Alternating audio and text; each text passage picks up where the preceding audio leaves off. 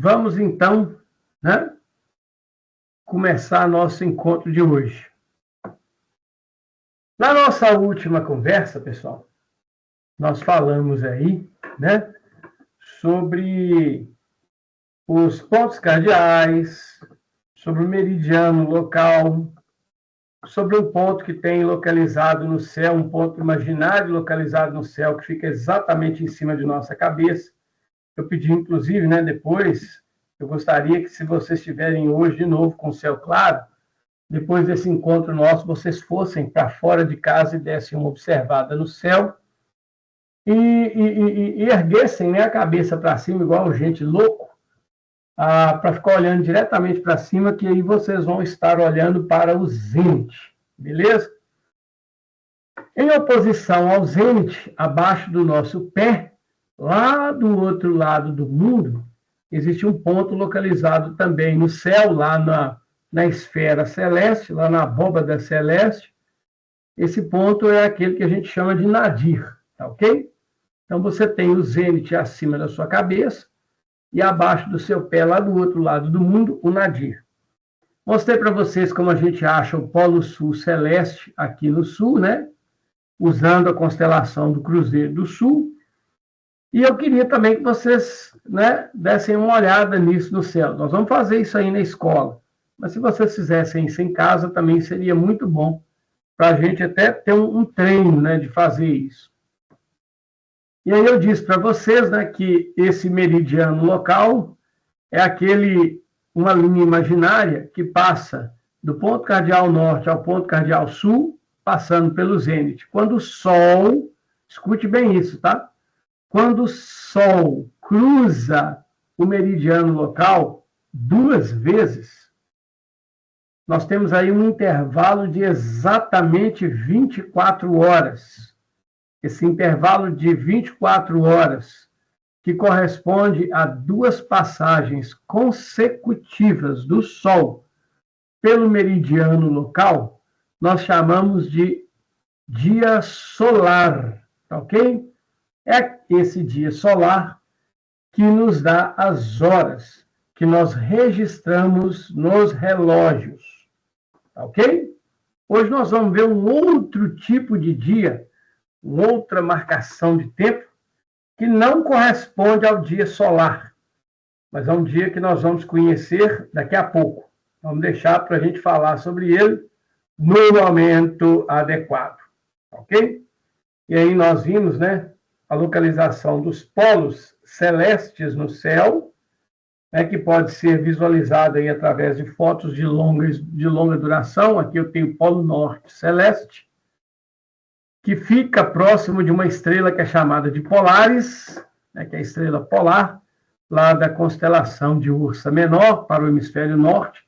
Nós não vemos isso, já expliquei para vocês que nós não vemos essa estrela. E mostrei para vocês também a localização do Polo Sul celeste, né, que é uma região de poucas estrelas, pouco povoado com estrelas muito brilhantes. Essa região existe milhares, milhões de estrelas, só que são todas estrelas de fraco brilho. Lembrando que aquela que está mais próxima do Polo Sul celeste é a Sigma Octans, ou Sigma Oitante, também chamada de Polaris Australis. Na aula passada eu falei para vocês que o termo Australis está relacionado a austral, sul, e borealis, ou boreal, significa norte, ok?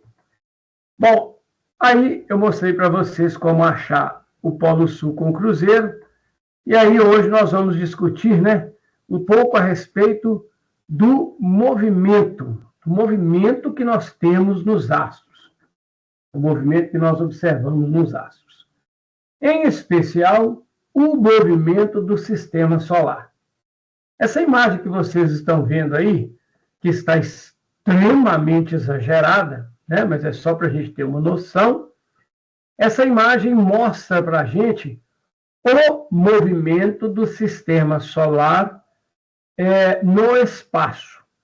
Nós temos que lembrar que o sistema solar está localizado em um grupo de astros gigantesco, né? que contém cerca de 200 bilhões de estrelas e incontáveis outros corpos celestes que nós chamamos de galáxia. O Sol, acompanhado pelos planetas do Sistema Solar, está em movimento dentro dessa galáxia. Ele gira em torno do centro, do núcleo dessa galáxia. A galáxia na qual nós habitamos, onde está incluído o Sol, né, é uma galáxia que a gente chama com o nome de Via Láctea. Nós vamos ver aí na nossa aula na escola, aula prática lá de observação, por que que ela tem esse nome de Via Láctea. Então aí você tem uma imagem que ilustra de forma absurdamente exagerada, mais uma vez, tá? O movimento do Sol e dos planetas, ou seja, de todo o sistema solar em torno do núcleo da galáxia. Beleza? Pessoal, esse movimento que vocês estão vendo aí, ele é dificílimo da gente descrever. E para facilitar a descrição do movimento do Sol e do Sistema Solar em torno da galáxia, nós temos aí, então, certo? A simplificação desse movimento. Qual que é, no caso, a simplificação desse movimento? É aquela que vocês já estão acostumados a ver. É a representação do Sistema Solar, né? Desse jeito que está aí, ó, um Sistema Solar em 2 dimensões. Você tem aí uma figura que mostra, né, o movimento dos planetas em torno do Sol. Esse movimento que vocês estão vendo, o movimento dos planetas em torno do Sol, é uma componente do movimento de todo o Sistema Solar em torno da galáxia, ou seja, é uma componente desse movimento que está sendo representado aqui nessa imagem, ok?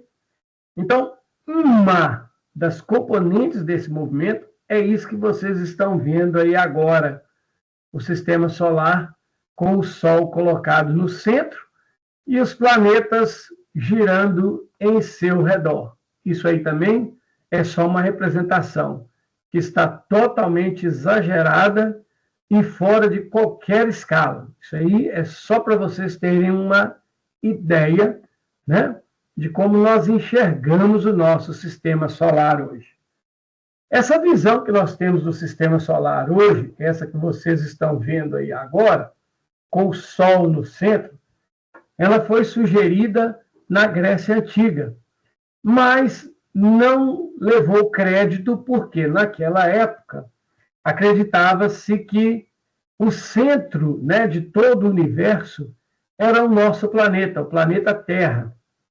Então, esta visão que vocês estão vendo aí foi retomada séculos depois, ok? Por um observador do céu, um astrônomo, chamado Nicolau Copérnico.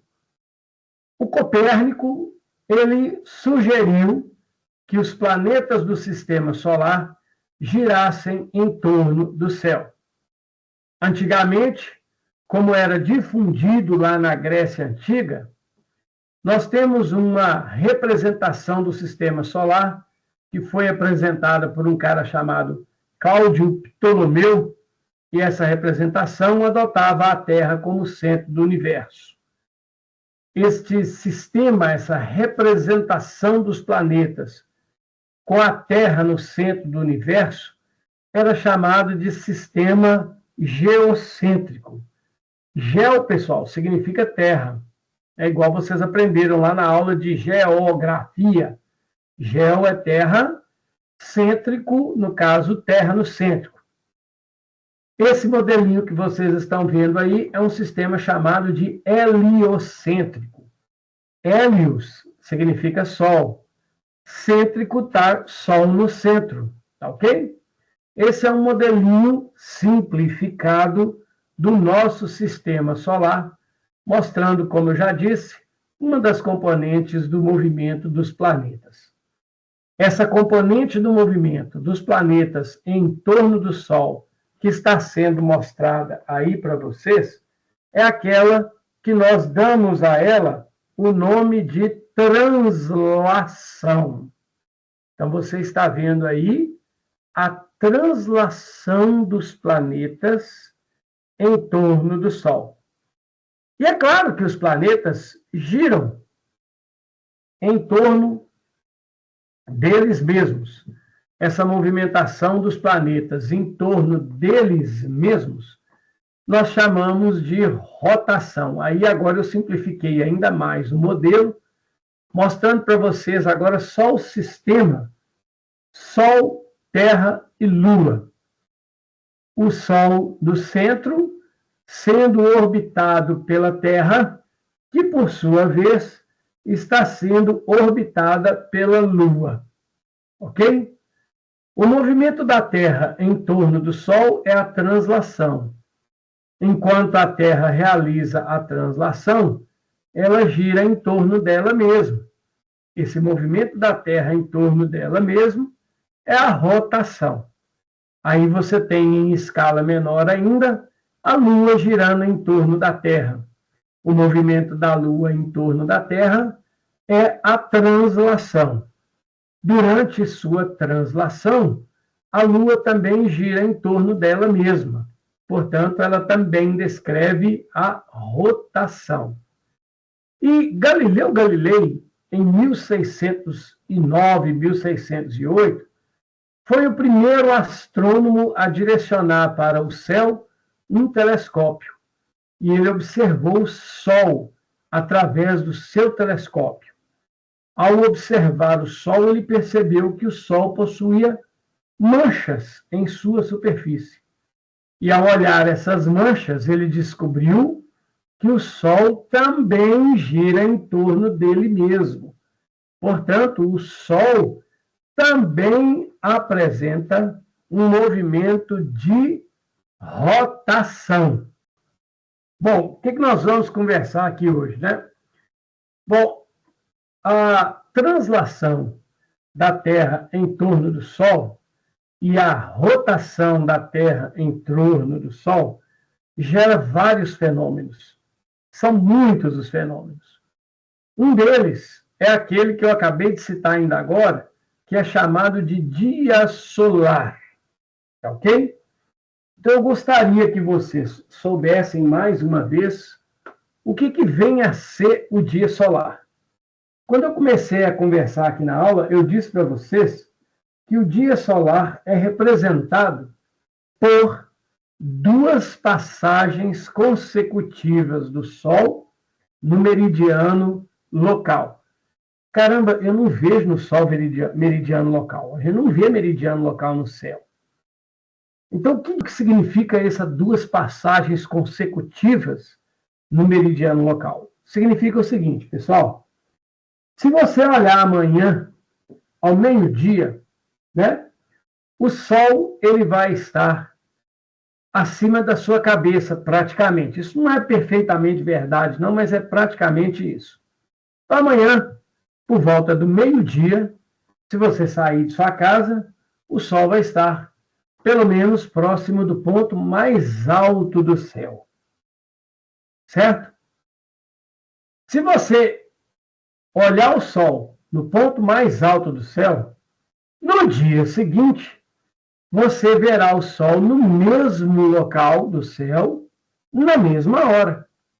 Ou seja, você verá o Sol no mesmo local do céu, exatamente 24 horas depois. Essa sucessão do Sol, 2 dias diferentes, na mesma posição do céu, nos dá o dia solar. Tá certo? Então, se você fizer esse experimento aí, ó, tá ok? Marcar a posição do Sol num dia, numa hora qualquer. No dia seguinte, você voltar naquela mesma hora, você vai ver o Sol na mesma posição. 24 horas de intervalo exato. Isso nos dá o que nós chamamos de dia solar. Agora, em astronomia, tem um outro tipo de dia que nós chamamos de dia sideral.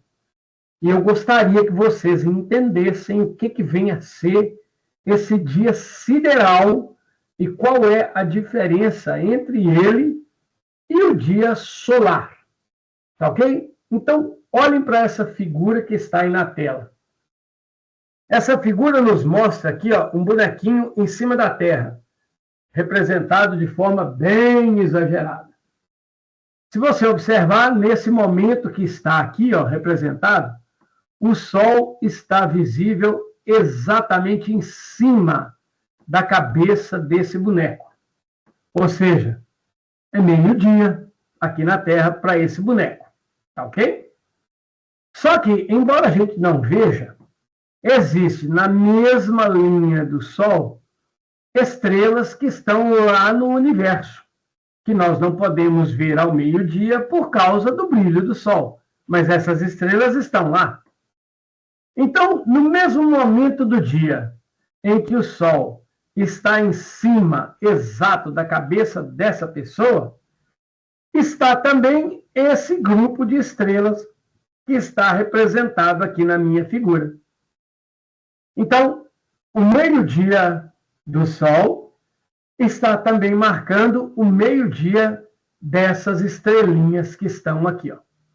Guardem bem isso.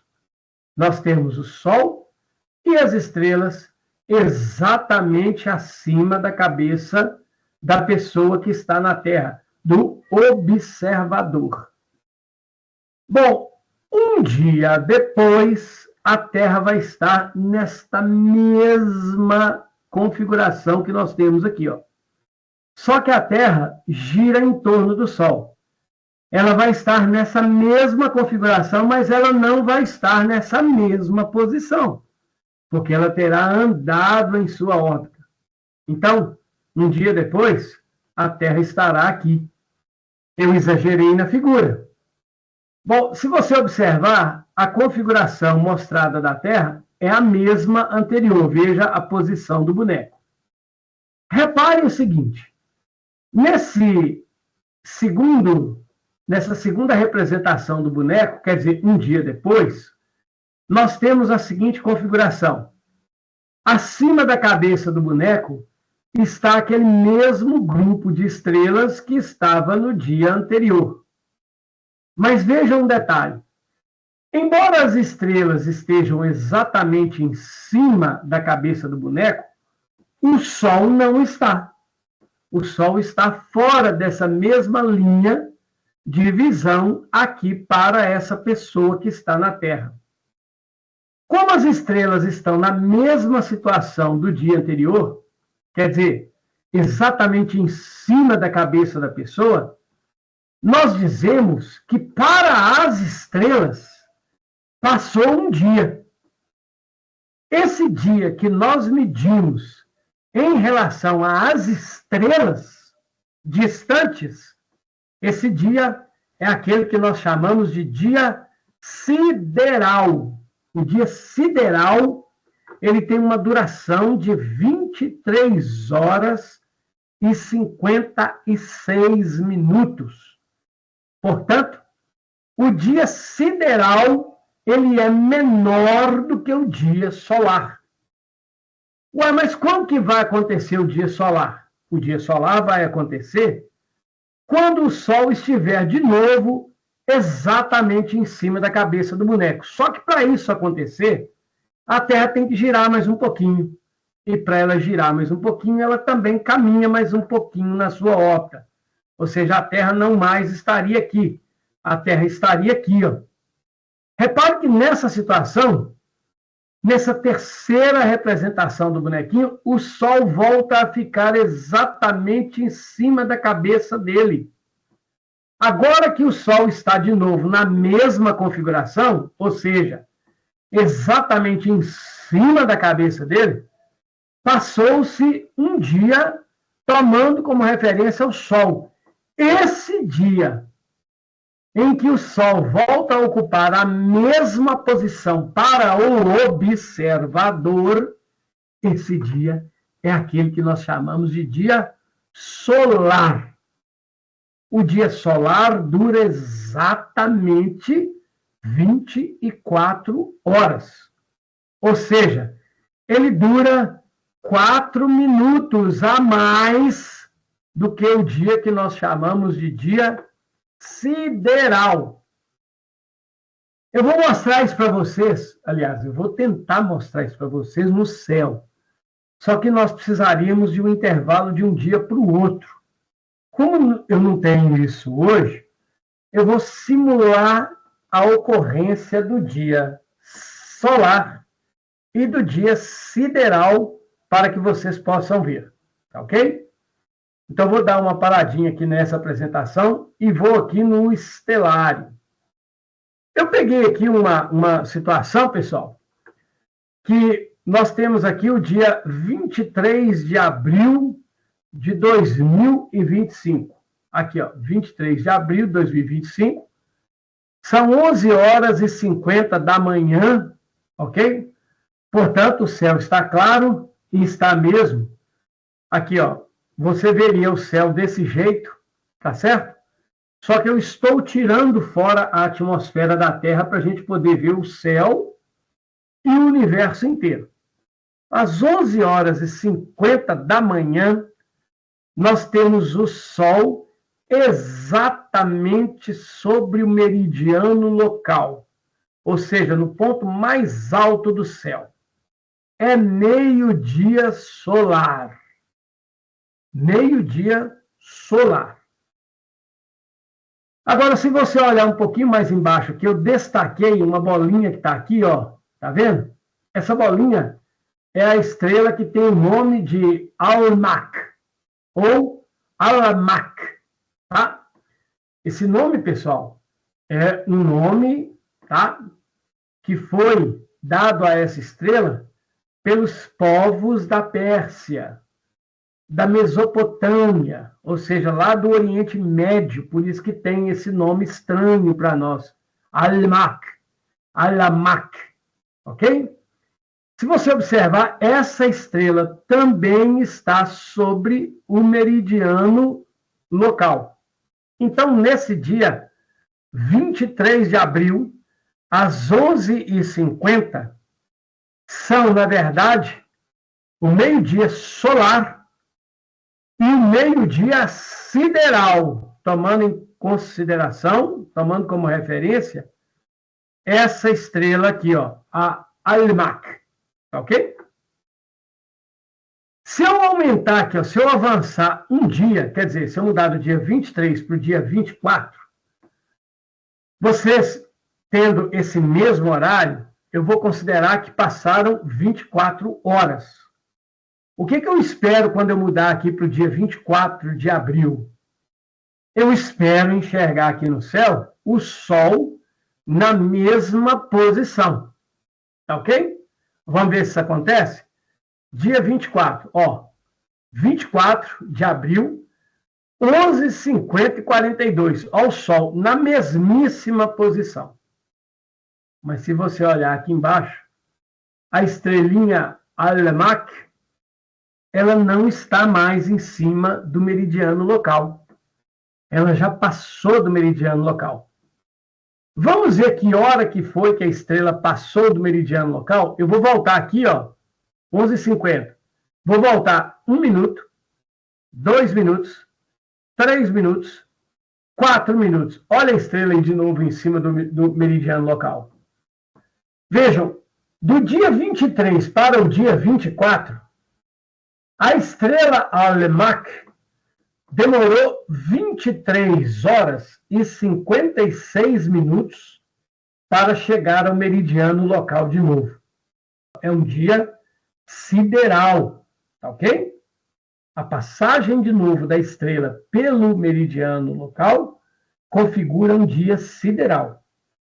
Se eu avançar aqui 4 minutos, pum, pum, pum, pum, o Sol chega ao meridiano local.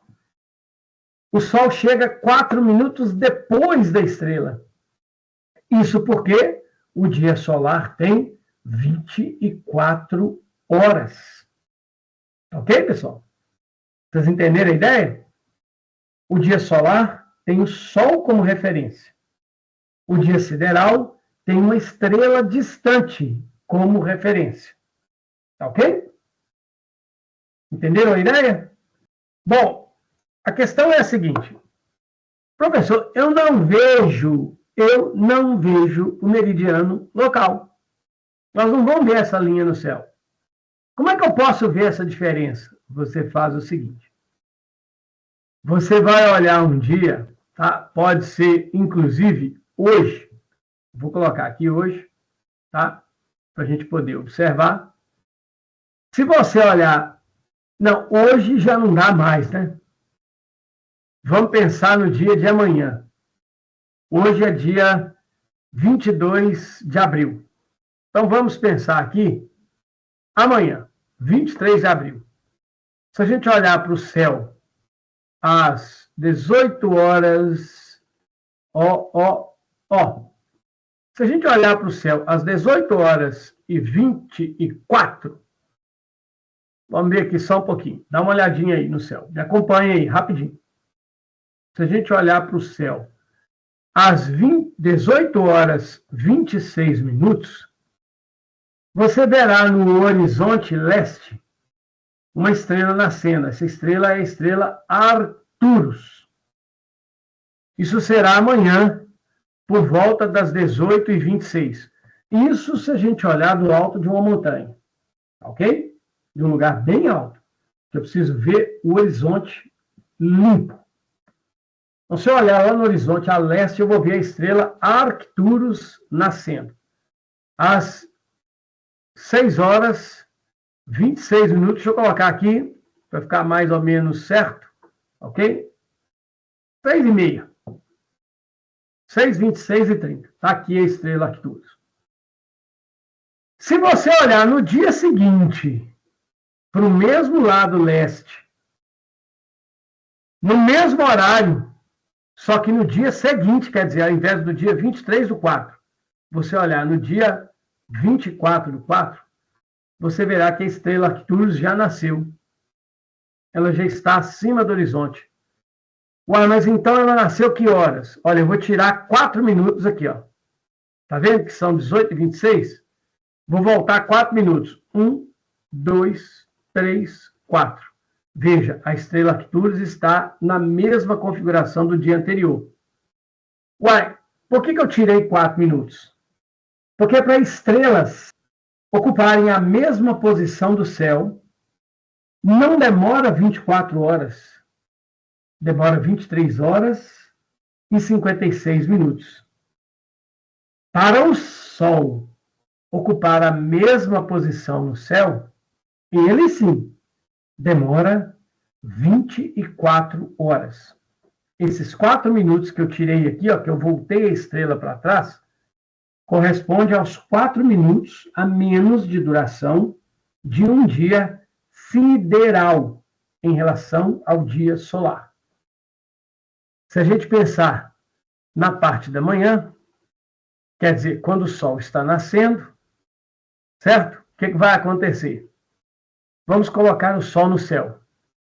O Sol nascerá no dia, veja só, no dia 25 de abril, o Sol vai nascer no horizonte às 6 horas e 8 da manhã. Se eu adiantar aqui um dia, olha só que bacana o que vai acontecer. Ó, olha lá o Sol. Está do mesmo jeito. Para ele, de um dia para o outro, para ele ocupar a mesma posição no céu, em 2 dias, dá um intervalo exato de 24 horas. Esse intervalo de 24 horas é o dia solar. Pessoal, então em astronomia nós temos 2 dias. O dia solar e o dia sideral.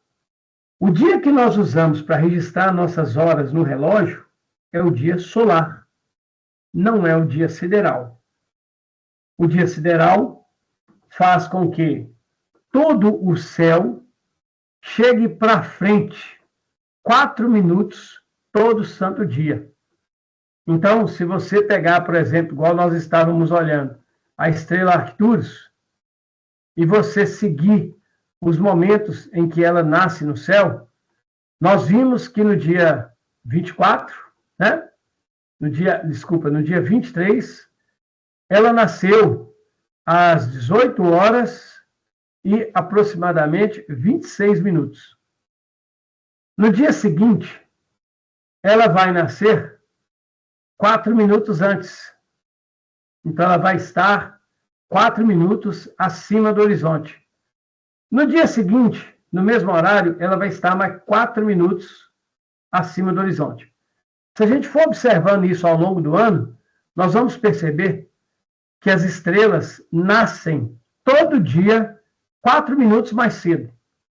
E isso nos faz perceber que o Sol caminha de leste para oeste todo santo dia. Esse movimento, nós não conseguimos percebê-lo muito bem. Mas é por isso que acontece da gente olhar para o céu em épocas diferentes do ano e vermos constelações diferentes. Se não existisse o dia sideral, nós veríamos no céu, todos os dias, as mesmas constelações, as mesmas estrelas. Graças a esses 4 minutos a menos do dia sideral, todos os dias nós temos um céu novo para olhar. E ao longo do ano, após 365 dias, todo o céu terá dado uma volta completa em torno da Terra. Isso graças à existência desse dia sideral. Beleza? É muito bacana isso. Então, essa é a ideia que eu precisava que vocês conhecessem hoje, tá? É claro que o movimento da Terra em torno do Sol gera outros fenômenos. Dentre eles, esse aqui é o nosso planeta, tá? Eu vou colocá-lo aqui para girar e eu gostaria que vocês prestassem atenção. A internet, pessoal, faz com que para vocês o movimento que para mim é contínuo, para vocês pareça pequenos saltos, né? Parecendo que a imagem, a rotação da Terra aí está parecendo como se fossem pequenos pulinhos. Mas é a Terra girando em torno dela. Aí, por exemplo, agora nós estamos vendo a América Central, passou a América do Sul e agora tem a América do Norte. Se a gente ficar olhando aí para o nosso planeta, nós veremos surgir ali do lado esquerdo, tá, da imagem, nós veremos ver surgir a Austrália. E aí vem ela. Então está aí a Austrália. Repare que nesse momento, deixa eu dar uma congelada na imagem aqui, beleza? Se você olhar aqui agora para o nosso planeta, nesse momento está virado para o Sol, tá ok? Se a gente olhar aqui, aqui. Então, se a gente olhar aqui agora, vocês veem virado para o Sol, tá? A parte que contém a Austrália e um pedaço aqui da Ásia. Essa parte que está virada para o Sol é aquela que nós chamamos de dia. Obviamente, se a gente olhar para o outro lado da Terra, nós veremos a parte que não está virada para o Sol. E aí nós teremos, então, aquilo que nós chamamos de noite. A rotação da Terra, ela simplesmente gera aquilo que nós chamamos de dia e de noite. Tá ok? Tranquilo, pessoal? Então tá aqui o nosso planetinha, a Terra, beleza? Nos mostrando o seu lado iluminado. Isso é, aquele lado que é o lado do dia. Ok? Algum problema? Podemos continuar? Então, ok. Bom, além disso, tá certo? A rotação da Terra também gera um outro movimento bacana, um outro fenômeno bacana, né? Que é, atenção aí, viu, gente? Nós podemos ver a movimentação de todo o céu em nosso redor. Isso nos dá a impressão de que todo o céu gira em torno da Terra. Foi graças à não compreensão do movimento de rotação da Terra que os gregos antigos pensavam que tudo girava ao nosso redor. Foi por isso que eles consideraram que a Terra era o centro do universo. Ok? Então, esse aqui é o nosso planeta, girando em torno dele mesmo. Aqui o lado claro da Terra, mostrando onde é dia. Aqui, se a gente virar a Terra ao contrário, nós vemos aqui o lado escuro da Terra, onde está acontecendo a noite. Ok? Por que existe esse lado escuro? Esse lado escuro, pessoal, existe porque a Terra não é transparente. Então, a luz do Sol não consegue passar para trás da Terra, ela gera uma sombra atrás dela. A noite, na verdade, é a sombra da Terra, tá ok? É quando nós estamos na sombra da Terra. É importante que a gente saiba que a Lua também tem uma rotação, isso é, ela gira em torno dela mesma, ok? Se nós formos lá para a Lua observar o seu movimento em torno da Terra, nós conseguimos perceber, ok? Que a Lua também gira em torno dela. Eu vou dar uma acelerada aqui, ó. Nós podemos ver aí agora o nosso satélite natural, a Lua, ok? E eu, ao acelerar, eu consigo ver que a Lua está girando em torno dela. É como se a Lua girasse em torno do seu próprio eixo. Vou mudar aqui um pouquinho para vocês poderem enxergar melhor. O problema é que esse movimento de rotação da Lua, ele é tão lento, mas tão lento, que ele demora exatamente o mesmo tempo que a Lua demora para dar uma volta em torno da Terra. Isso faz com que a Lua mostre para nós sempre a mesma face, ok? Nós enxergamos aqui da Terra sempre o mesmo lado da Lua. Ela nos mostra sempre a mesma face. Então, a gente não consegue ver o lado oposto da Lua, ou seja, aquele que está virado para o lado contrário da Terra. Ele é chamado de lado oculto. Mas ele não é oculto. Nós só não conseguimos vê-lo porque a Terra, toda vez que a Terra deveria passar e mostrar para a gente esse lado, a Lua também já virou, porque ela também tem uma rotação. E como essa rotação dura o mesmo tempo da translação, nós acabamos vendo sempre o mesmo lado da Lua, que é aquele que as pessoas, né, dizem onde conseguem ver São Jorge e o dragão. Esse lado que nós sempre vemos da Lua, tá? É o lado visível da Lua daqui da Terra. O movimento da Lua em torno da Terra nos gera alguns fenômenos. Dentre eles, as fases da Lua. Bom, o que são essas fases da Lua? Ô, pessoal, as fases da Lua, eu vou mostrar para vocês esse aplicativozinho aqui, ó, tá? Depois, eu queria que vocês observassem e talvez até acessassem esse aplicativo. Ele é online, é gratuito, ok? E você pode ver aqui a simulação das fases da Lua. Então, eu peguei um momento aqui, tá? Onde nós temos a seguinte configuração do céu. Nós temos aqui o sistema Sol, que só um pedaço dele que aparece aqui, a Lua, que está aqui no meio, e aqui a Terra. Note que existe um observador, tá ok?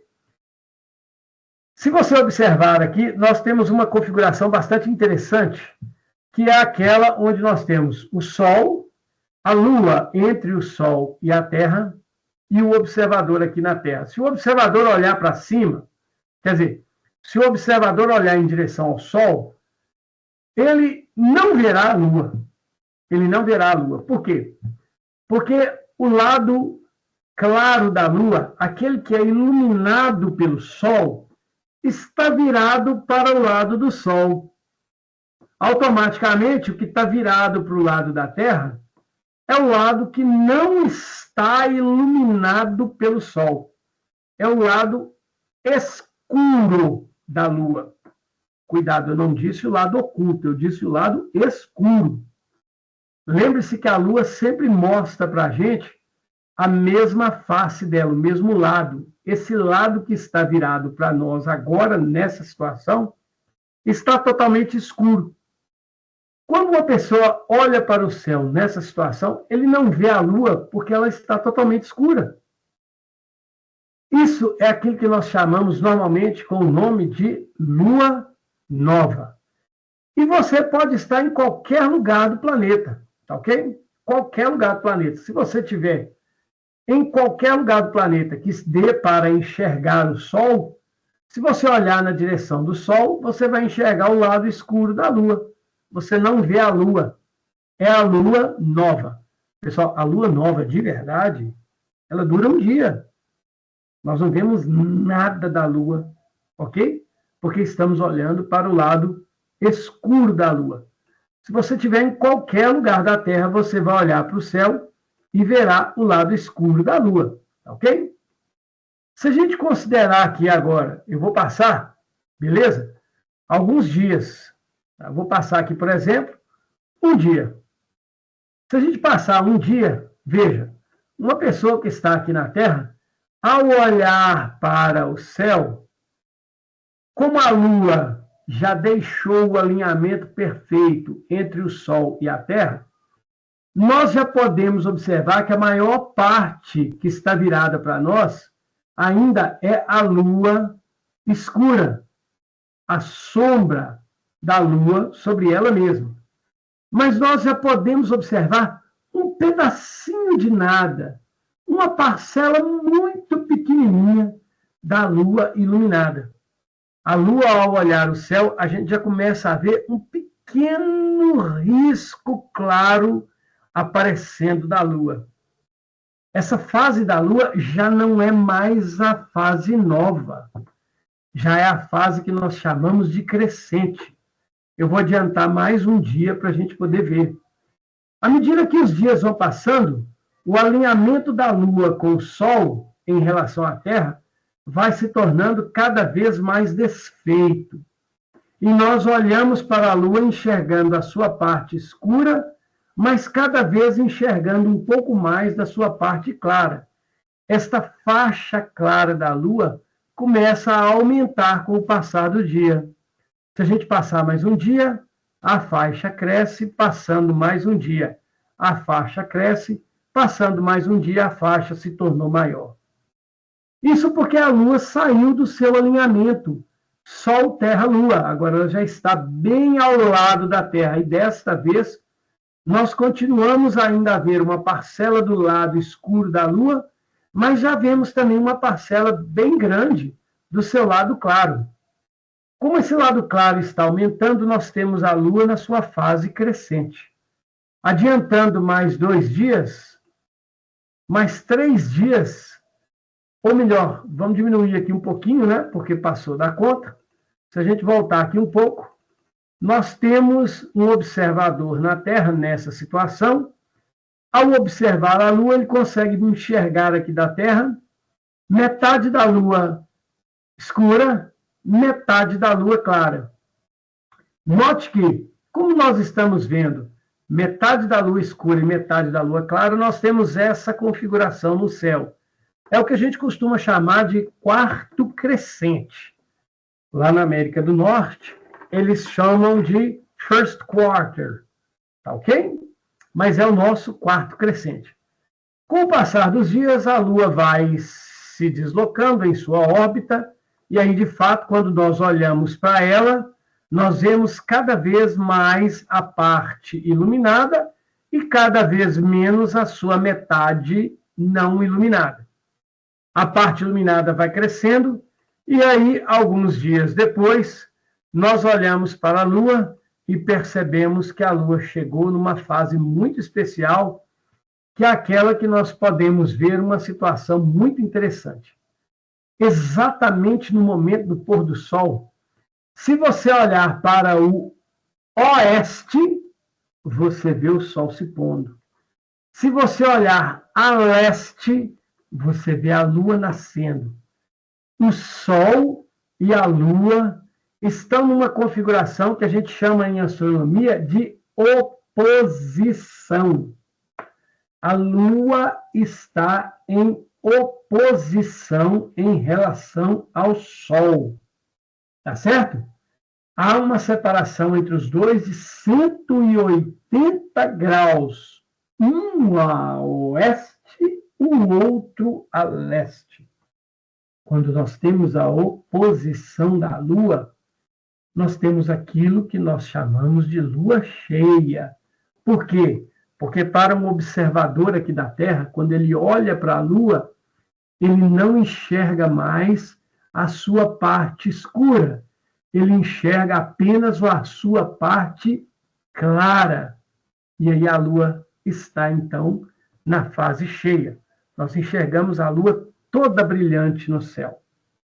O fato da Lua estar toda brilhante no céu gera alguns fenômenos interessantes aqui na Terra, né? A luz da Lua é, na verdade, a reflexão da luz do Sol. Então, quando a luz do Sol bate na Lua e volta na Terra, essa luz da Lua acaba elevando um pouquinho, muito pouquinho, a temperatura da atmosfera terrestre. Tá ok? As noites de lua cheia são um pouquinho mais quentes do que as noites de lua nova. Mas esse pouquinho mais quente não é perceptível para nós. Mas isso mobiliza e interfere na vida de alguns animais. Insetos voam mais na noite da lua cheia e contaminam a madeira. Por essa razão que o pessoal não gosta de cortar madeira em determinadas épocas do ano, em determinadas luas, ok? E aí você tem, então, se a gente continuar, né, com o périplo da Lua, com o desenvolvimento da Lua em sua órbita, em sua translação em torno da Terra, chega um determinado momento que você vê a Lua e quando olha para ela, nós voltamos a enxergar de novo o lado escuro da Lua, o lado que está na sombra da própria Lua. E aí nós vemos uma parcela iluminada e uma parcela escura. Agora perceba que quem está crescendo é a parcela escura, o que significa que a parcela clara está diminuindo. A Lua está, então, nas fases que nós chamamos de Lua minguante. É quando a parte iluminada diminui e a parte escura aumenta. Com o passar do dia, a parte iluminada vai diminuindo, e quando olhamos para a Lua, nós conseguimos perceber, por exemplo, a parte iluminada e a parte escura, a parte da sombra da Lua, a parte escurecida aumentando cada vez mais. Passando os dias, chega aquele dia em que nós vemos exatamente metade da Lua clara, metade da Lua escura. Agora com a parte clara diminuindo. Nós temos aqui, certo? O que aqui na nossa região, nós chamamos, aqui no nosso país, nós chamamos de quarto minguante. Lá na América do Norte você tem o third quarter, ok? Mas é o quarto minguante para nós. E aí, com o desenrolar, com a Lua continuando a se movimentar em sua órbita em torno da Terra, nós observamos agora muito mais a parte escura da Lua do que a sua parte clara. E repare que quando a parte escura da Lua está ficando cada vez maior, a Lua também se aproxima de novo do seu alinhamento com a Terra e o Sol. E aí a parte iluminada da Lua diminui. Quando a Lua já está com uma parte iluminada muito pequena, o brilho do Sol já não permite mais que nós vejamos a Lua, mesmo ela ainda tendo uma pequena parcela da sua superfície iluminada. Uma parcela da sua superfície é visível aqui da Terra, porque ela está sempre metade iluminada. E aí, com o passar do tempo, a Lua vai se alinhando, e quando o alinhamento com a Terra acontece de novo, nós temos aquele momento em que nós olhamos para a Lua e vemos somente a sua parte escura. A Lua não é visível no céu. Nós temos de novo aquele dia, aquele único dia, em que a Lua volta a ter a sua fase nova. Beleza? Então, as fases da Lua são decorrentes da translação da Lua em torno da Terra. Bom, essa translação, ela gera outro fenômeno. Olha, pessoal, o que acontece é o seguinte. Quando a Lua está nessa posição, alinhada com o Sol e com a Terra, algumas vezes no ano, pelo menos 2 vezes no ano, acontece um negócio interessante. A Lua, ela não é atravessada pela luz do Sol. Então, ela gera no espaço uma sombra. E 2 vezes no ano, pelo menos, 2 vezes no ano, essa sombra da Lua bate na Terra, ela incide sobre a Terra, ela cai sobre a Terra. Quando a Lua está nesta posição, Sol, Lua, Terra, e a sombra da Lua bate na superfície da Terra, nós temos a ocorrência de um fenômeno que é o eclipse solar. Ok? A gente já viu um eclipse solar, nem que seja em vídeo, né? Mas nós nunca vimos como é que é a sombra da Lua na Terra. E é um negócio muito interessante. Eu gostaria que vocês vissem isso. Para ver isso, eu vou pegar aqui o Celestia e eu peço que vocês tenham paciência, tá? Eu vou voltar para a Terra. Aqui, tá? É o dia 8 de abril de 2024. Se a gente observar aqui, ó, esse é o planeta Terra. Está aqui a América do Sul, América Central e América do Norte. Se a gente olhar na direção do Sol, a gente percebe claramente que está aqui o Sol, está aqui a Lua. Está prestes a acontecer aqui, ó, o alinhamento Terra, Lua, Sol. Sol, Lua, Terra. Ok? Observem que durante esse alinhamento, o que vai acontecer é, como eu já disse antes, a projeção da sombra da Lua na Terra. Pessoal, vocês já viram, tá? No eclipse solar, a imagem, nem que seja transmitida pela internet, vocês já viram como é que fica o Sol. Mas vocês nunca viram como fica a Terra. Então, aqui, ó, o que eu estou colocando aqui para vocês é como fica, o que acontece na Terra. Então, isso aqui é o lado da Terra que está virado para o Sol, é dia. Nesse momento aqui, ó, é praticamente 2 horas da tarde aqui no Brasil. Tá certo? Eu vou acelerar o tempo para vocês verem. Prestem atenção nisso que está aqui, ó. Tá ok? Olha só. Se vocês olharem para isso que está aqui, olha só que bacana, cara. Isso aqui, pessoal, é a sombra da Lua na Terra.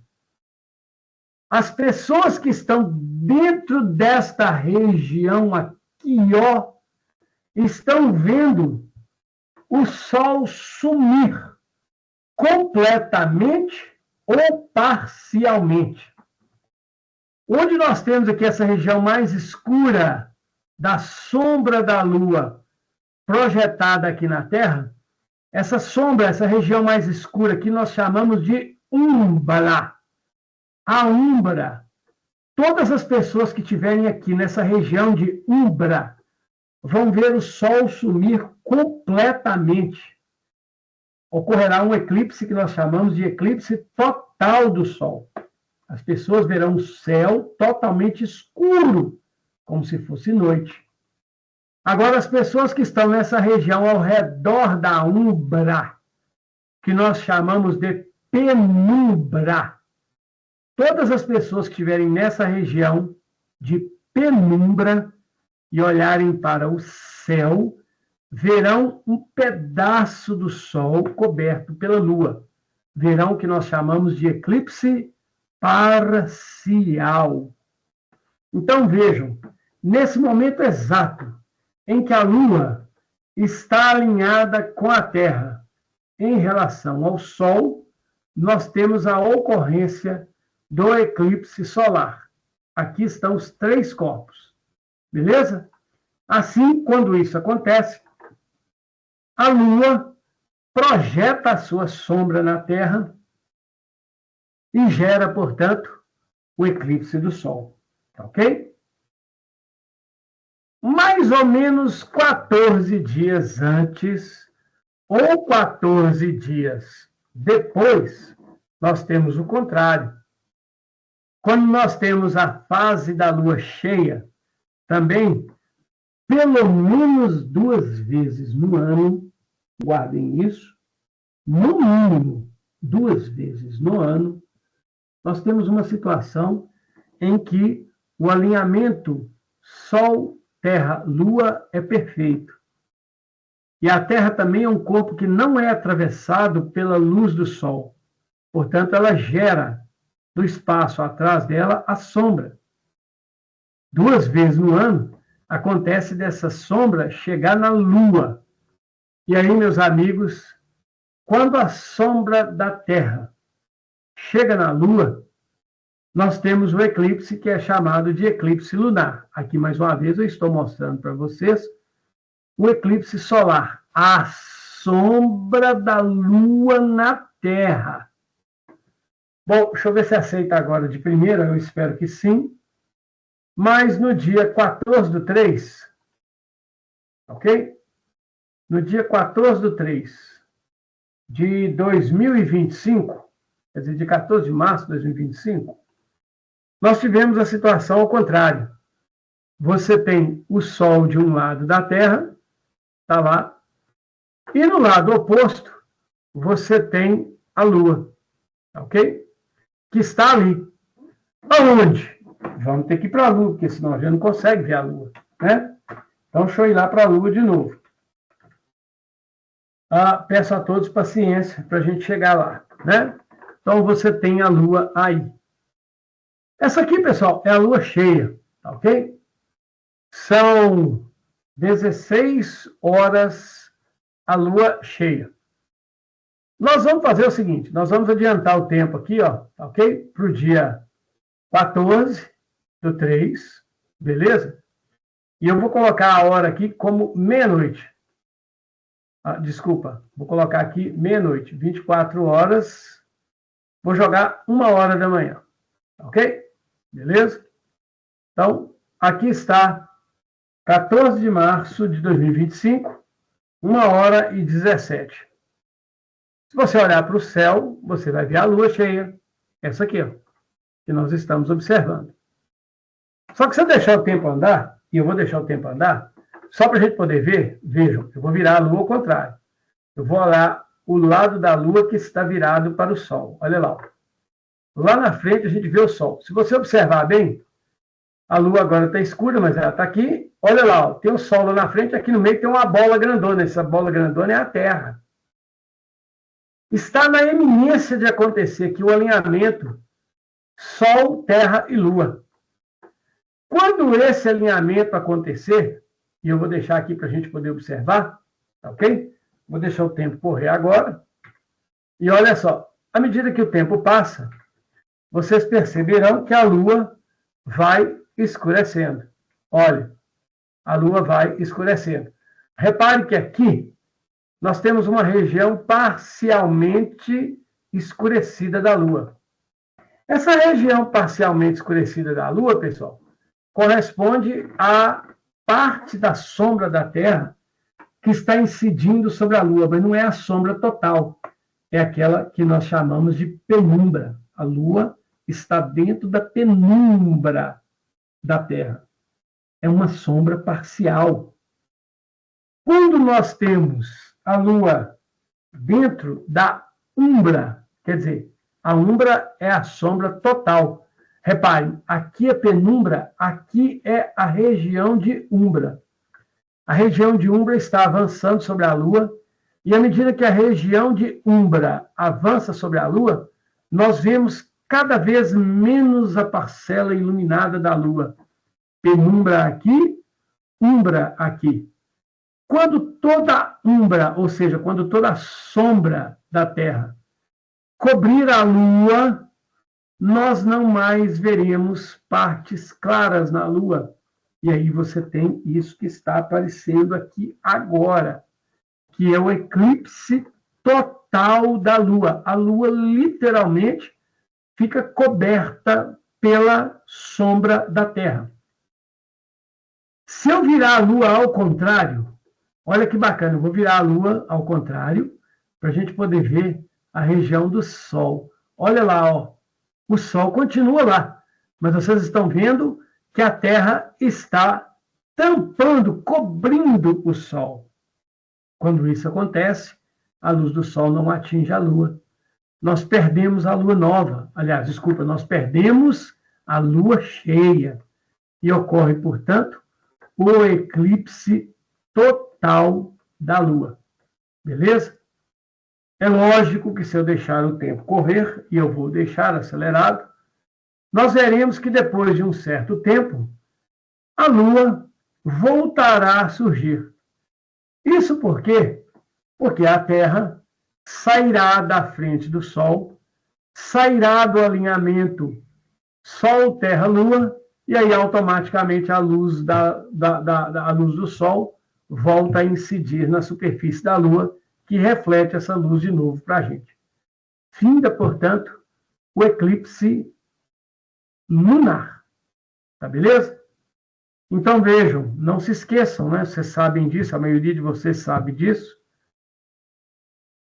O eclipse da Lua acontece sempre na fase cheia, quando nós temos Sol, Terra e Lua alinhados nesta ordem. O eclipse solar só acontece quando nós temos a fase nova, quando Sol, Lua e Terra estão alinhados nesta ordem. Quando isso acontece, nós temos o eclipse solar na Terra. Tá ok? Mas um detalhe interessante, e talvez viesse aí a pergunta, né, de alguém, é: a Lua se alinha com o Sol e a Lua se alinha com a Terra uma vez no mês. Todo mês tem esse alinhamento. E aí eu disse para vocês que nós temos pelo menos 2 eclipses no ano. Por que nós não temos um eclipse todo mês?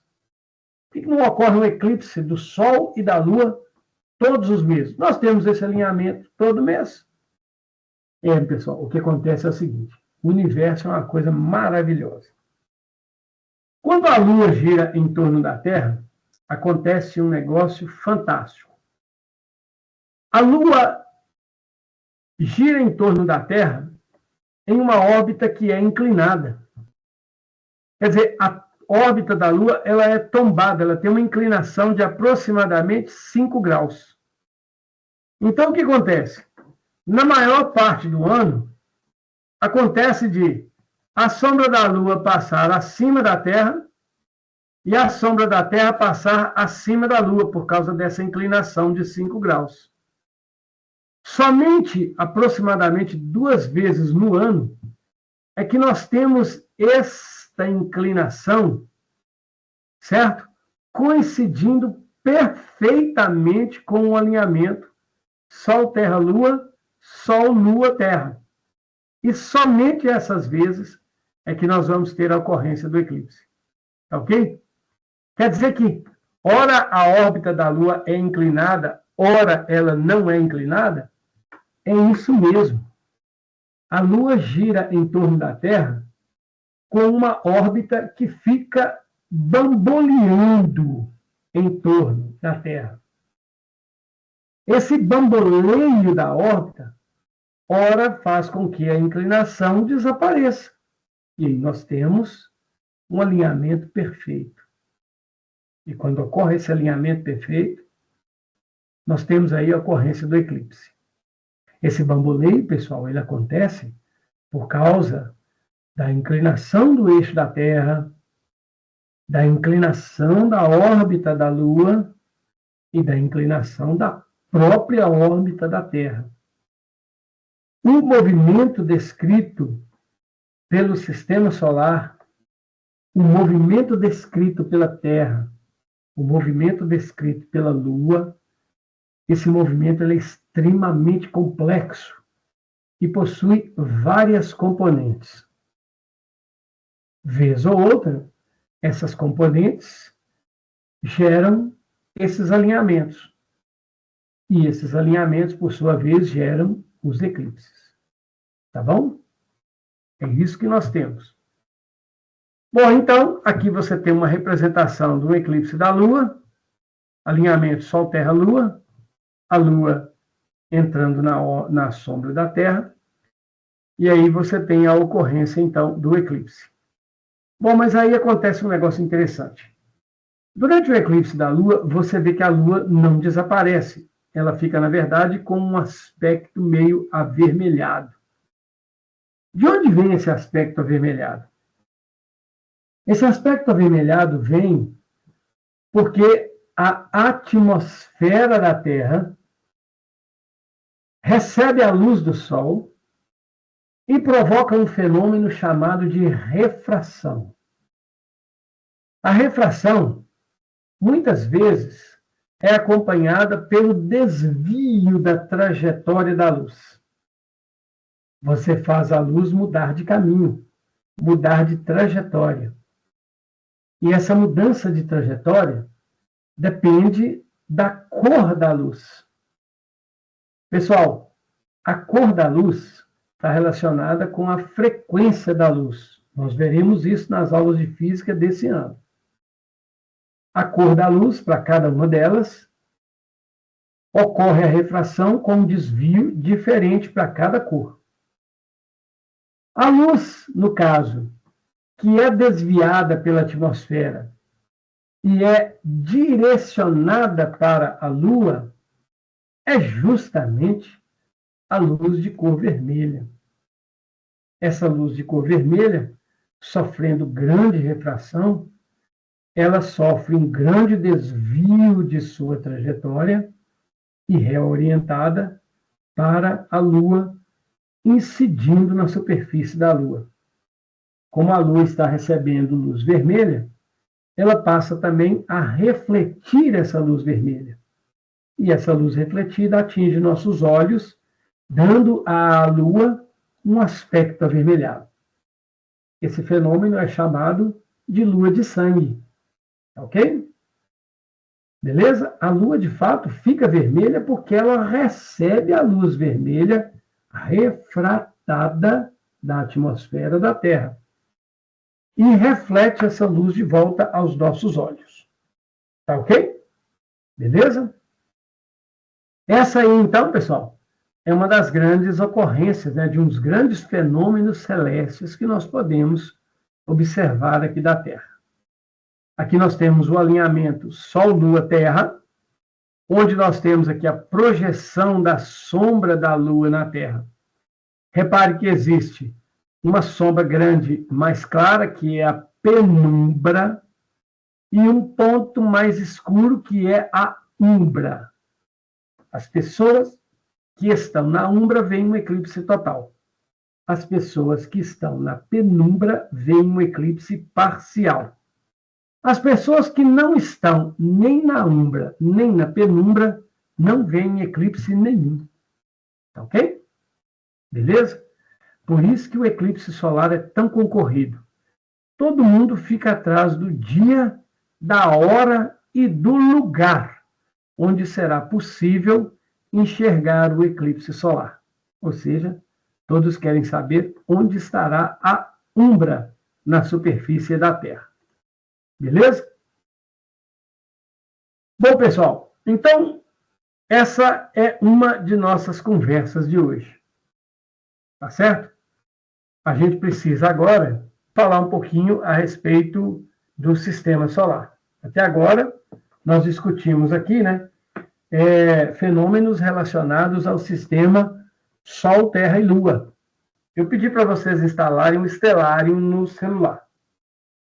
Esse que eu estou usando aqui agora é o Celestia, tá ok? Ele também tem a versão para celular. Se você quiser, pode instalá-lo aí. Eu vou usá-lo aqui agora para a gente falar de sistema solar. Pessoal, esse programinha, o software Celestia, também é muito bom para a gente poder falar em termos de astronomia. E ele mostra coisas interessantes. Aqui você tem o planeta Terra, e se você der um zoom aqui, ó, você vai achar um negócio interessante. Tem um pontinho aqui, ó, em torno da Terra. Está vendo um pontinho passando aqui na frente da Terra?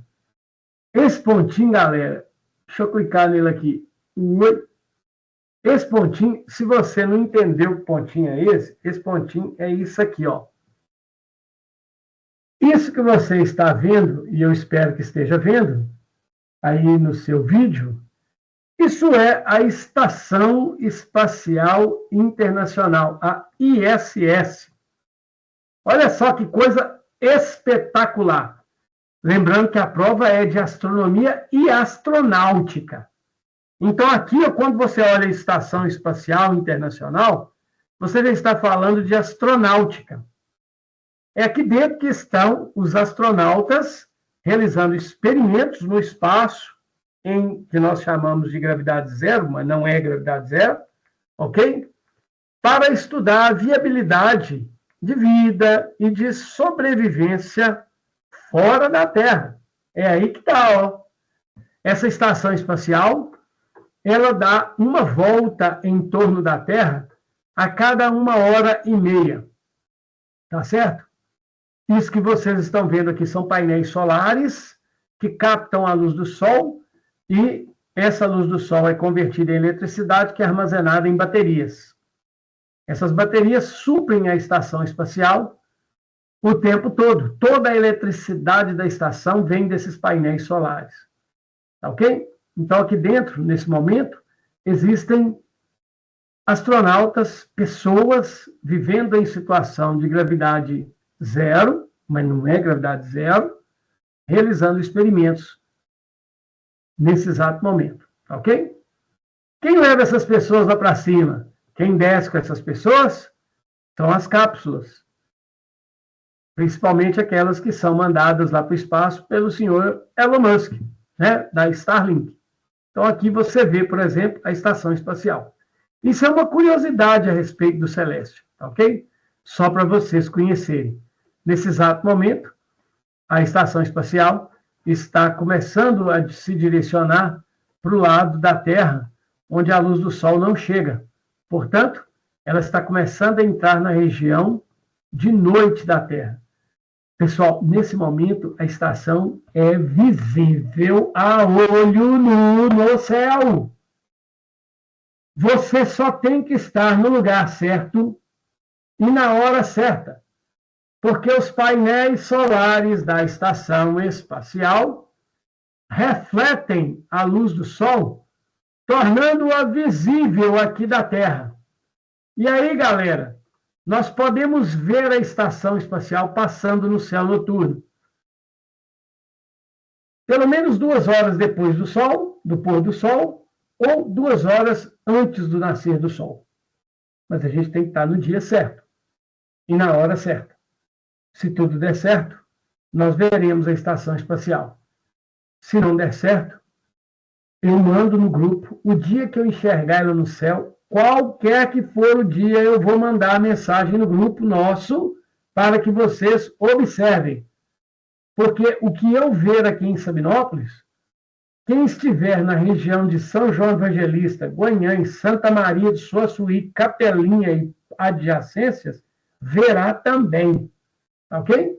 Então, nós teremos a oportunidade de ver a estação enquanto ela reflete a luz do Sol, até esse momento que vocês viram aqui, ó, ela desaparecer, porque agora ela está totalmente dentro da sombra da Terra. E aí ela não reflete luz nenhuma. Sumiu a estação espacial. Então, o Celeste, ele permite a gente fazer umas loucuras como essa, tá ok? Não só ver os astros, como também ver aqueles corpos que estão em torno dos astros, viajar para o sistema solar. Beleza? Bom, então agora eu vou mudar a minha conversa. Nós vamos conversar um pouquinho sobre sistema solar. Beleza? E olha, eu vou ser bem rápido, tá? Vou dar uma passada geral pelo sistema solar e depois eu vou voltar aqui no Celeste para a gente poder dar uma olhada no sistema solar. Eu vou deixar o Celeste aqui pronto para a gente fazer essa viagem e eu vou deixar ele aqui no Sol. Por quê? Porque eu quero começar a falar do sistema solar pelo Sol. Esse é o nosso Sol. Galera, eu falei ainda agora que Galileu foi o primeiro cara a olhar para o Sol. Ele foi o primeiro astrônomo a olhar o Sol como luneta. Inclusive, teve problemas de visão por isso. não se pode, de maneira nenhuma, olhar o Sol através de um telescópio, a não ser quando nós colocamos no telescópio filtros especiais para observação do céu. Na época de Galileu, tais filtros não existiam. E Galileu teve que inventá-los. Naquela época, não existiam vidros com cobertura metálica. Então, Galileu criou um filtro para observação solar. Vocês já devem ter visto que quando você está com uma vela acesa, faça isso em casa depois para ver que é verdade, que eu não estou mentindo. Se você pegar uma vela acesa e colocar uma colher em cima da vela acesa, sem apagar o fogo dela, você verá que fuligem da vela irá depositar na colher. A colher vai escurecer. Se você fizer isso com querosene, a fuligem depositada na colher é maior ainda, escurece pra caramba. É muita fumaça, muito lixo, resíduo da queima da querosene. Galileu pegou uma lamparina de querosene e aproximou a lente do telescópio dele da lamparina com fogo. A fuligem da queima do querosene depositou-se sobre a lâmpada, sobre a lente, e Galileu colocou essa lente coberta de fuligem no telescópio para poder observar o Sol. Isso é incrível. Para a época, isso é uma coisa fantástica. Lógico que esse filtro não é perfeito, e, na verdade, ele é muito ruim, ele só tira a luminosidade do Sol, não bloqueia os raios nocivos da radiação solar. E esses raios chegaram ao olho de Galileu, causando problemas de visão. Bom, Galileu ficou cego de um olho. Mas o fato é o seguinte, antes dele ficar cego, ele descobriu que a superfície, o Sol não tem superfície. Assim como toda estrela, o Sol é um globo de plasma, tá certo? Então ele não tem superfície. Essa parte aqui de fora que nós vemos no Sol, isso que tem a aparência de uma superfície, na verdade não é superfície, é chamada de fotosfera. É a fotosfera solar. Essa é a parte que nós enxergamos aqui da Terra. Além dessa fotosfera, quer dizer, uma parte mais externa do Sol que existe, nós não vemos aqui da Terra, que é essa parte, esse halo tênue que vocês estão vendo aqui, ó, isso aqui é chamado de coroa solar. Ele só é visível durante um eclipse. Então, você tem aqui a fotosfera. É na fotosfera que ocorrem os fenômenos que nós observamos aqui do Sol. Um dos fenômenos descobertos por Galileu é esses aqui que vocês estão vendo. São manchas escuras da superfície do Sol. Essas manchas são chamadas de manchas solares. A fotosfera do Sol está, em média, a uma temperatura de 6.000 graus. Essas manchas representam regiões mais frias. Mas não é mais frio, não. É mais frio 5.000, 4.500 graus. Quanto mais escuro, mais frio, mais abaixo de 6.000. Mas sempre acima aí dos 4.000 graus. Então, você tem regiões do Sol onde a temperatura é um pouco mais baixa. E existem aqui também as chamadas protuberâncias solares. Essa eu não vou conseguir mostrar para vocês, não, porque esse simulador ele não é tão perfeito assim. O que são as protuberâncias? Protuberância ou proeminência solar são jatos de plasma que o Sol joga para fora, ok?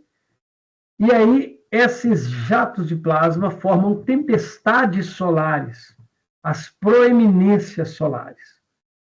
Quando uma proeminência acontece, logo depois, ou então antes dela, ocorre o surgimento de uma mancha solar. Então, esse aqui é o nosso Sol, tá? Um globo de plasma, beleza? A 6.000 graus. Tá certo? Muito bem. Esse é o astro central do nosso sistema solar, ao redor do qual orbitam os planetas. Bom, eu trouxe aqui uma apresentação para mostrar para vocês os planetas. E aí nós vamos dar um passeio por eles através lá do celeste. Então, o que eu quero apresentar para vocês? O que vem a ser sistema solar? Né? De acordo com alguns astrônomos, dentre eles Ronaldo Rogério de Freitas Mourão, um dos mais conhecidos astrônomos brasileiros, que já morreu há muito tempo, o sistema solar é isso que está escrito aí, ó, o conjunto formado pelo Sol e os planetas, satélites e outros corpos menores que orbitam o Sol. Quem são esses corpos? Bom, o primeiro integrante do sistema solar que eu gostaria que vocês observassem é esse cara aí, ó. Esse aí é o planeta Mercúrio. É uma foto até razoavelmente recente do planeta Mercúrio. Se vocês observarem o planeta Mercúrio, ele tem uma superfície muito parecida com a da Lua, cheia de crateras, buracos. Essas crateras foram causadas por colisões de asteroides. Mercúrio é um planeta que gira em torno do Sol extremamente rápido.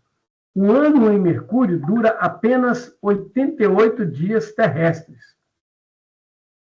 Pela sua rapidez, Mercúrio ganhou o nome, né, do deus romano do comércio. Era um mensageiro. É o mesmo deus Hermes, grego. Mercúrio, pessoal, não tem satélites.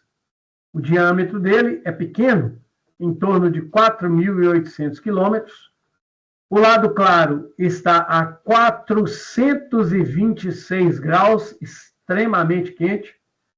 E o lado escuro do planeta, aquele que está mergulhado na sua própria sombra, está a uma temperatura de menos 183 graus Celsius. Como eu já disse para vocês, é o menor dos planetas do sistema solar. E o mais rápido, também aquele que está mais próximo do Sol. Em seguida, nós temos Vênus. Vênus é o segundo planeta depois do Sol. Esse planeta, ele é coberto por uma camada espessa de nuvens. São nuvens de gás carbônico. E, por estar coberto, o que acontece com ele?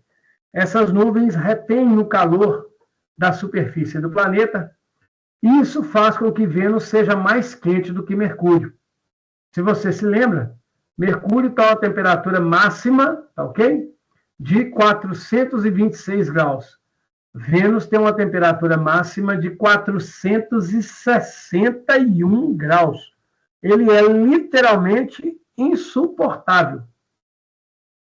Quando nós enviamos sondas para Vênus, essas sondas elas se perdem, porque ao atravessar essas nuvens, elas são, além de corroídas, elas são também queimadas pela alta temperatura do planeta. Vênus não tem luas, não tem satélites. E ele possui um diâmetro, quer dizer, o diâmetro do planeta de um lado até o outro equivale a 12.100 quilômetros.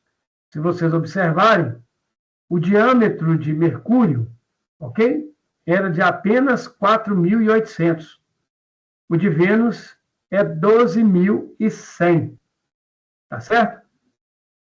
Uma curiosidade sobre Vênus, guarde isso para a UBA, é fundamental. Guarde isso para a UBA. Um ano de Vênus dura 224 dias da Terra.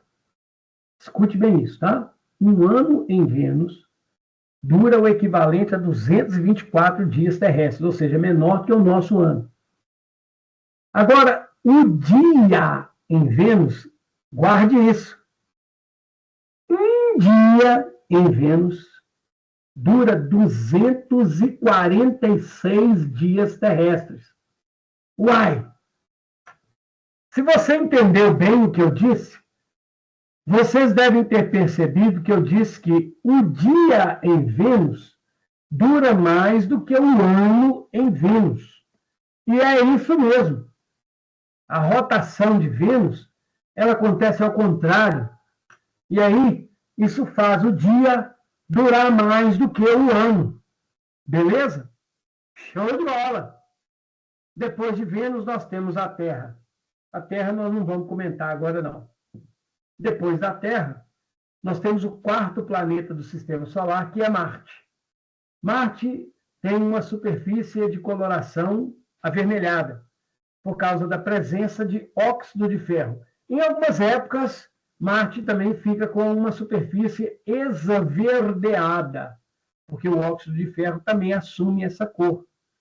E talvez seja daí, de alguém que observou Marte em um período em que a sua superfície estava esverdeada, que surgiu essa ideia de homenzinhos verdes de Marte. O planeta Marte é interessantíssimo. Ele tem atmosfera, tem tempestades de vento igual às que acontecem aqui na Terra e apresenta, pasmem, calotas polares iguais às da Terra. Só que são calotas polares que não são formadas por gelo de água, mas gelo carbônico. O planeta Marte tem duas luas, que são chamadas de Phobos e Deimos, terror e pânico. São, na verdade, duas luas disformes, vocês podem ver que elas são todas com formas bem estranhas, que devem ser dois asteroides que foram capturados pela gravidade desse planeta. Marte, na verdade, é o deus da guerra. Marte tem um período, quer dizer, o ano de Marte dura 780 dias terrestres, ou seja, um ano em Marte é o equivalente a 2 aqui da Terra. Marte tem um diâmetro também pequeno, 6.700 quilômetros. Temperatura mínima de 143 graus no lado escuro e máxima de 35 graus no lado claro, ao meio-dia do lado claro. Vejam que a temperatura de Marte durante o dia é muito parecida com a temperatura da Terra. Isso faz com que, em Marte, haja condição para, durante o dia, existir água líquida. É isso que os robôs da NASA e de outros países estão procurando na superfície de Marte. Ok? Bom, Marte tem algumas coisas interessantes. Além das calotas polares, que são de gelo carbônico, existem na superfície de Marte crateras com gelo. Pessoal, esse gelo aqui é de água.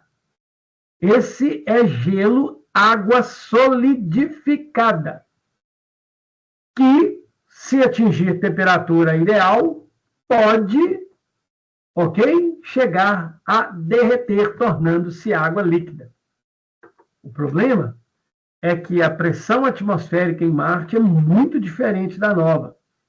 E as temperaturas de fusão e vaporização da água lá também são muito diferentes da nossa. Então, mesmo que lá a água chegue a temperaturas acima de zero, ela não muda de fase, ela continua sólida. E aí você tem a presença da neve e do gelo em regiões onde a temperatura ainda é razoavelmente acima de zero. Ok? Portanto, se não é muito fácil encontrar água líquida em Marte, também não é muito fácil encontrar a vida. Mas o pessoal está procurando isso lá para ver evidências de possível vida nesse planeta. Além de Marte, nós temos habitantes do sistema solar que são chamados de asteroides. Os asteroides são corpos pequenos que provavelmente são restos de planetas que nunca formaram planetas. Esses asteroides estão além da órbita de Marte, entre Marte e o planeta Júpiter.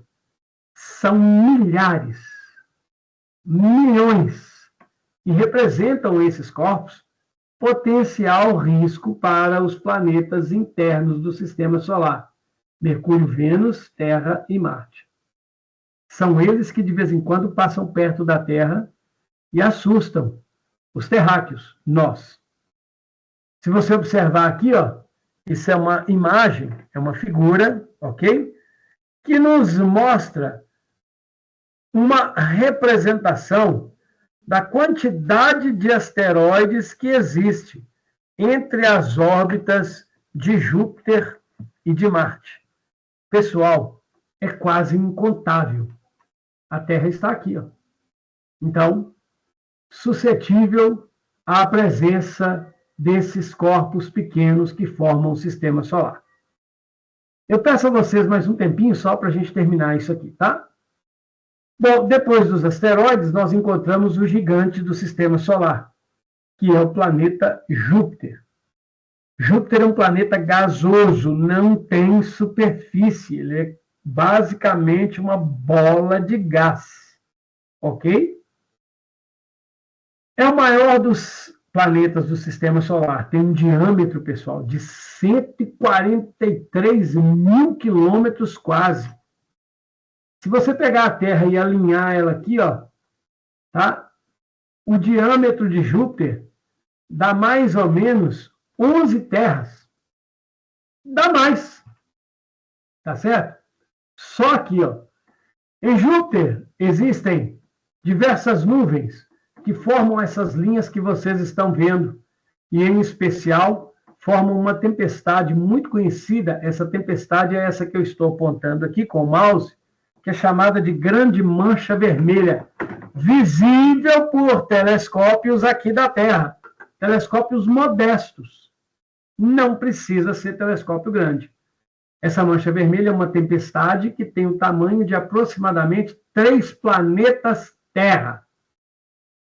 Esse planeta chamou a atenção de Galileu no passado, porque ao redor desse planeta, Galileu descobriu 4 corpos que giravam em torno dele. São chamadas de luas galileanas. Foi a primeira vez que um ser humano observou a presença de coisas girando em torno de um planeta que não fosse a Terra. A descoberta dessas luas destruiu a ideia de um sistema geocêntrico, onde tudo tinha que girar em torno da Terra. As luas não giram. Essas luas giram em torno de Júpiter.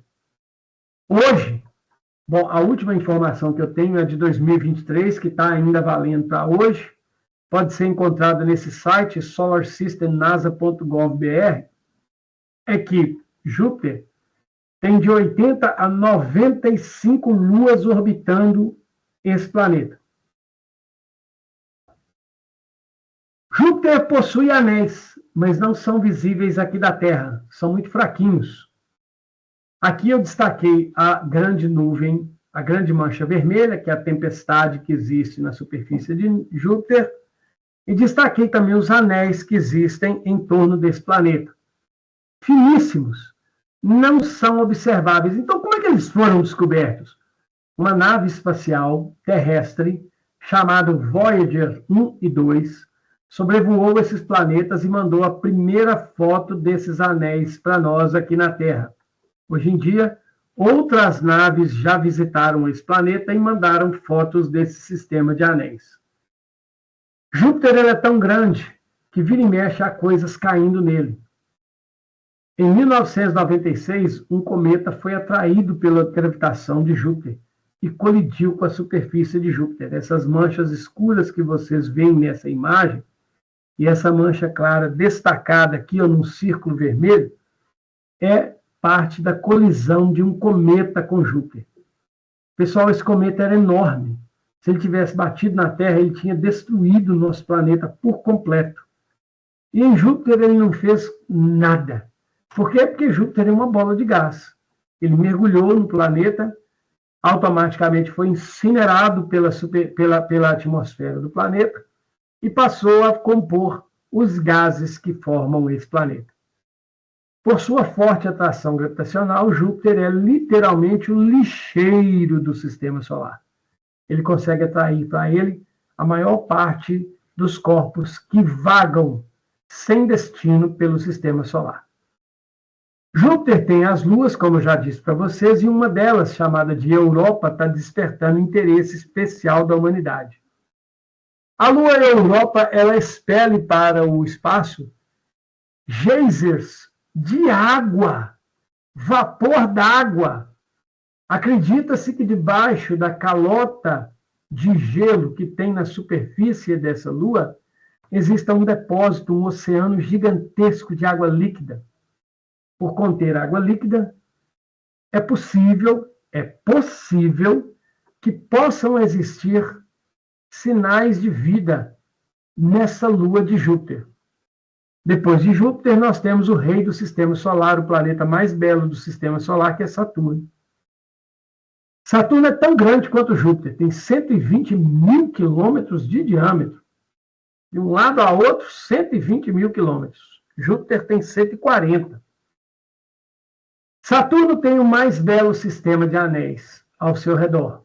Acredita-se que esses anéis foram criados pela explosão de uma das luas de Saturno, ou a colisão entre luas de Saturno.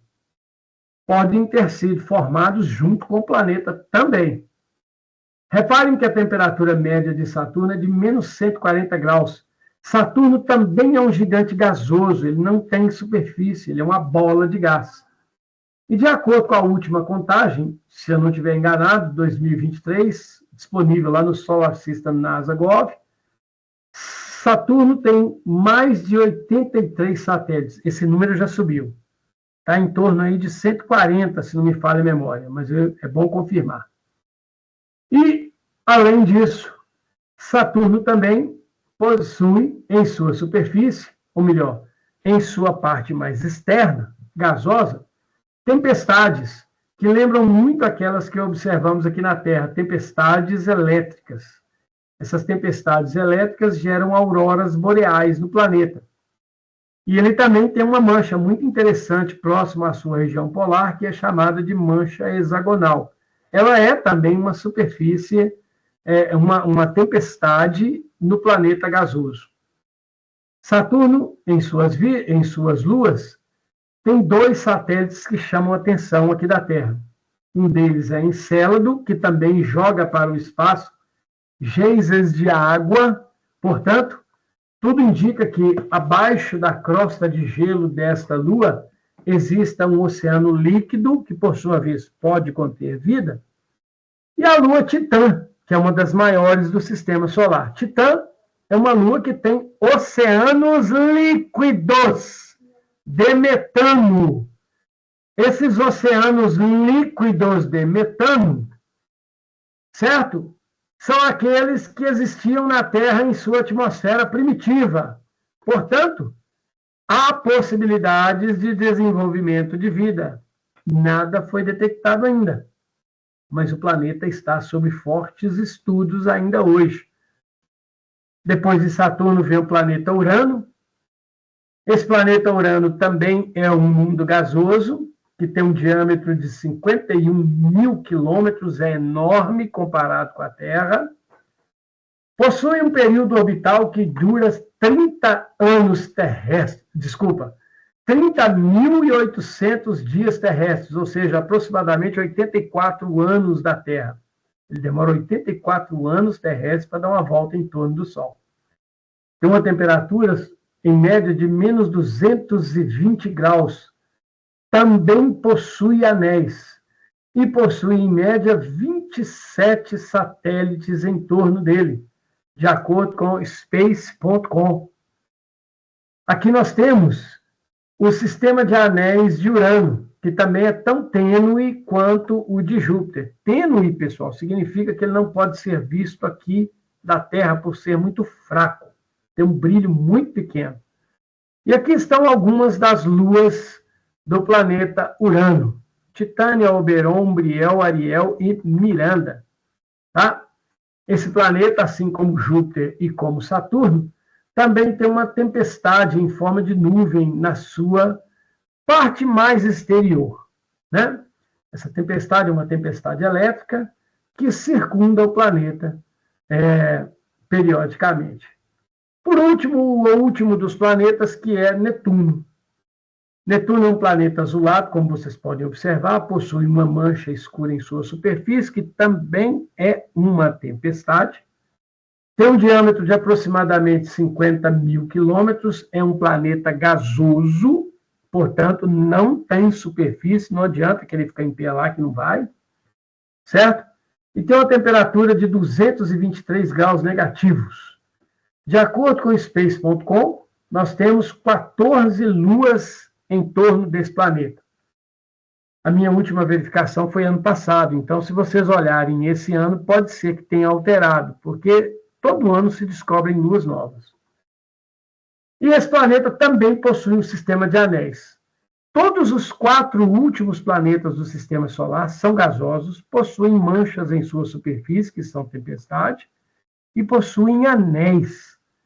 Mais uma vez, os anéis são extremamente tênues e não podem ser observados aqui da Terra. Essa foto que vocês estão vendo foi tirada por uma espaçonave. Aqui está em destaque, né, a tempestade, que é a grande mancha que tem na superfície do planeta, e aqui do lado você tem alguns dos satélites do planeta Netuno. Ok? Por fim, nós chegamos ao final do sistema solar, que é habitado por corpos que são chamados de planetas anões. Dentre eles, Plutão, que tem apenas um diâmetro de 2.000 quilômetros. E, curiosamente, possui 5 luas ao seu redor, de acordo com Space.com. Rapaz, Plutão é uma pelota de gelo, uma bola de gelo que habita os confins do sistema solar, onde há uma região que é conhecida como o reino dos astros transnetunianos. É onde habitam planetas anões. Além de Plutão, nós temos diversos outros planetas anões ou objetos transnetunianos que foram identificados nessa região.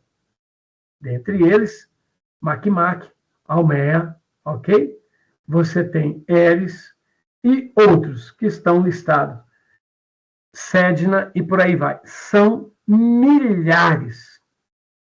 E por fim, pessoal, o sistema solar termina com um grande cinturão de asteroides que é conhecido como Cinturão de Kuiper, em homenagem a esse moço que está aqui, ó, Gerhard Kuiper. É onde habitam os objetos transnetunianos. São restos, sobras daquilo que formou os planetas e que foram lançados para essa região do espaço.